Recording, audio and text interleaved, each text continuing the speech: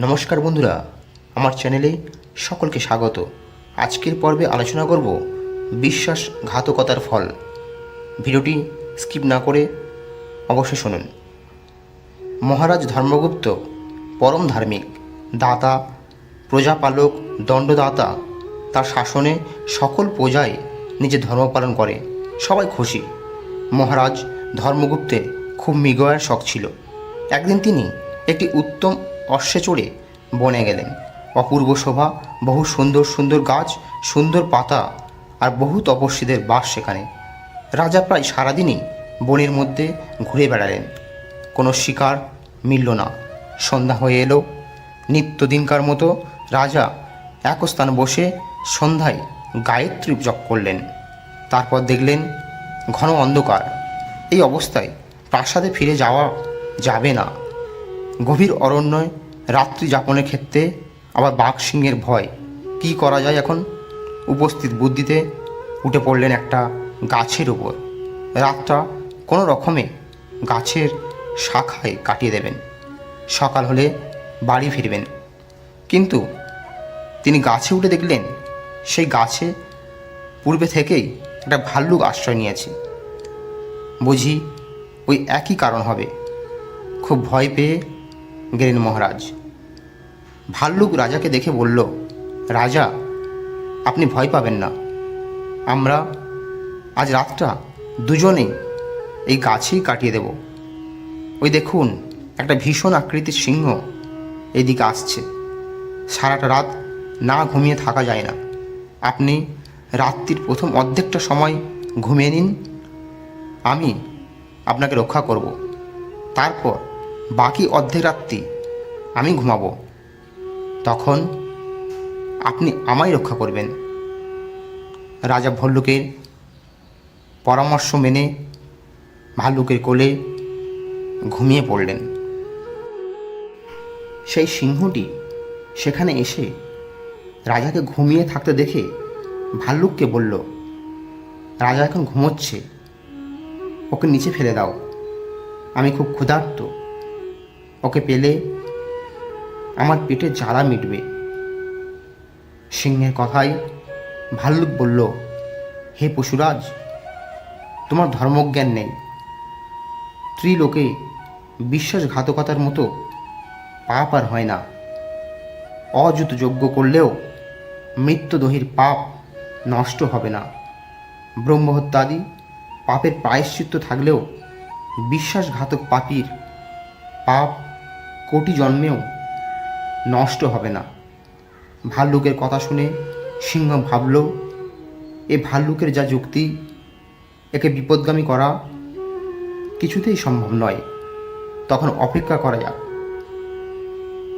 ভাল্লুক যখন ঘুমাবে তখন রাজাকে বলবো, যদি তার দয়া হয় ক্ষুধার্ত সিংহের ওপর। মাঝরাত্রি হলো। প্রতিশ্রুতি অনুযায়ী রাজা জেগে উঠলেন।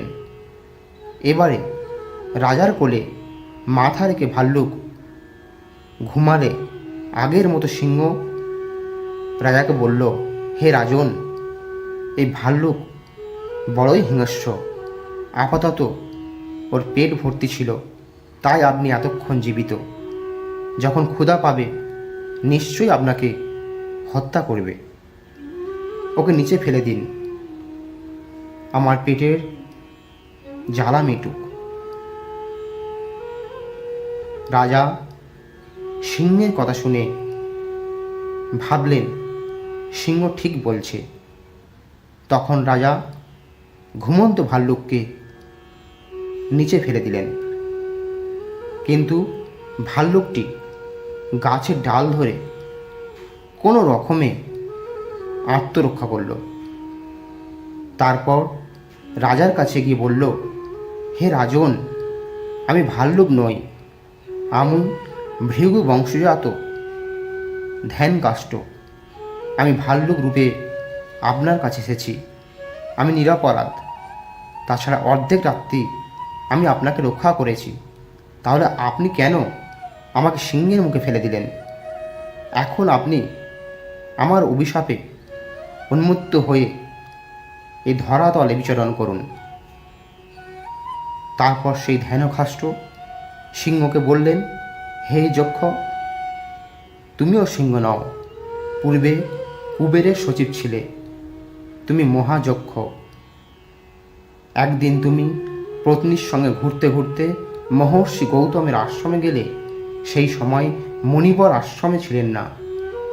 তখন তুমি তার স্ত্রীর সঙ্গে রতিক্রিয়া করলে, মণিবর তোমাকে বিবস্ত্র দেখে অভিশাপ দিলেন, আজ থেকে তুমি সিংহ রূপ ধারণ করো। সেই অভিশাপের সঙ্গে সঙ্গেই তোমার এই রূপ। আগে তোমার নাম ছিল ভদ্র, কুবেরের মন্ত্রী ছিলে তুমি। মাহাত্মা কুবের যেমন ধার্মিক, তার অনুচরেরাও তেমন ধর্মশীল। আমি বনবাসী ঋষি, তুমি ধার্মিক হয়ে কেন আমাকে হিংসা করছো? আমি ধ্যান বলে সবই জেনেছি।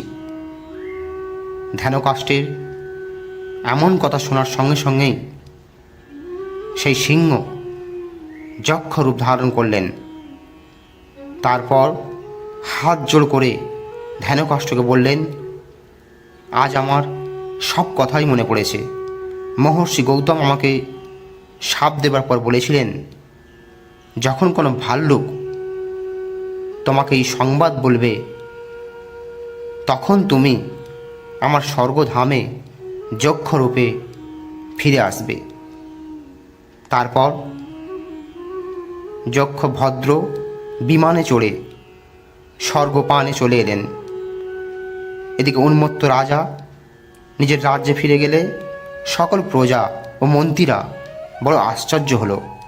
এই উন্মত্ততা দূর করার কোনো উপায় কারোরই জানা নেই। তাই মন্ত্রীগণ রাজাকে নিয়ে তার বাবার কাছে গেলেন। মহারাজ নন্দ পুত্র ধর্মগুপ্তের হাতে রাজ্য দিয়ে রেবা নদীর তীরে তপস্যার জন্য আশ্রমে অবস্থান করেছিলেন। নন্দমুনি তখন পুত্র ধর্মগুপ্তকে উন্মত্ত দেখে চিন্তিত হলেন। তারপর তিনি মহাত্মা জৈমিনীর কাছে গিয়ে পুত্রের সকল বৃত্তান্ত নিবেদন করলেন। মহর্ষি জৈমিনী ধ্যানযোগে সব জেনে বললেন, ঋষি ধ্যানকাষ্ঠের অভিশাপে ধর্মগুপ্তের এমন অবস্থা। এখন এই উন্মত্ততা নিবারণের উপায় বলছি।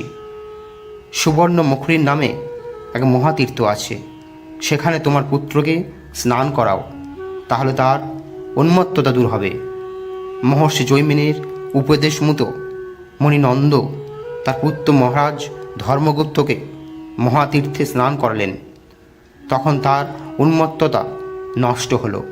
নন্দমুনি সেই তীর্থে পুত্রসহ এক রাত্রি বাস করলেন।